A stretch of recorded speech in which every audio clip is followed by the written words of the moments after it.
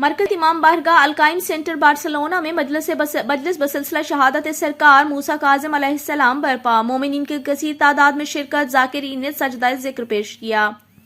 मरकज विलायत इमाम बारगाह अलकाइम सेंटर बार्सिलोना में मजलिस बसिलसिला शहादत सरकार इमाम मूसा काज़िम अलैहिस्सलाम बरपा हुई, जिसमें मोमिनीन और मातमियान ने शिरकत फरमाई। ज़ाकिरीन ने सजदा ज़िक्र पेश किया। मातमी संगत सदाए इमाम मजलूम करबला ने पुरसा और मातमदारी पेश किया।